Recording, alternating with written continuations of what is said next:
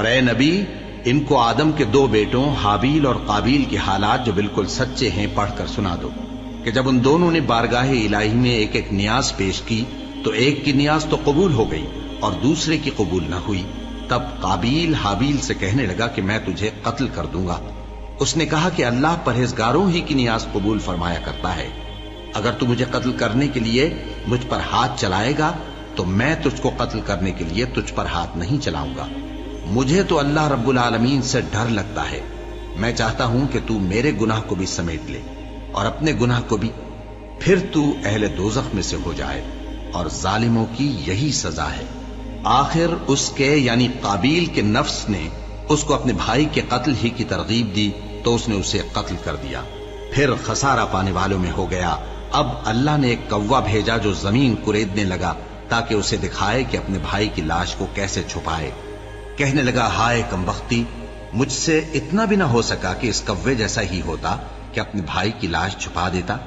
پھر وہ پشیمان ہو گیا۔ اس قتل کی وجہ سے ہم نے بنی اسرائیل کے ذمے یہ بات لکھ دی کہ جو شخص کسی کو ناحق قتل کرے گا، یعنی بغیر اس کے کہ جان کا بدلہ لیا جائے یا ملک میں خرابی کرنے کی سزا دی جائے، تو اس نے گویا تمام انسانوں کو قتل کیا، اور جو ایک انسان کی جان بچا لے تو گویا اس نے سارے انسانوں کو زندگی دے دی۔ اور ان لوگوں کے پاس ہمارے پیغمبر روشن دلیلیں لا چکے، پھر اس کے بعد بھی ان میں بہت سے لوگ ملک میں زیادتیاں کرنے والے ہیں۔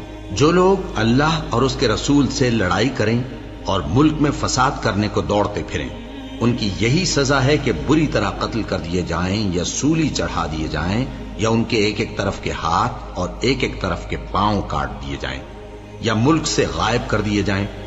یہ تو دنیا میں ان کی رسوائی ہے، اور آخرت میں ان کے لیے بڑا بھاری عذاب تیار ہے۔ ہاں، جن لوگوں نے اس سے پیشتر کہ تمہارے قابو آ جائیں توبہ کر لی تو جان رکھو کہ اللہ بخشنے والا ہے، مہربان ہے۔ اے ایمان والو، اللہ سے ڈرتے رہو اور اس کا قرب تلاش کرتے رہو، اور اس کے رستے میں جہاد کرو تاکہ کامیاب ہو جاؤ۔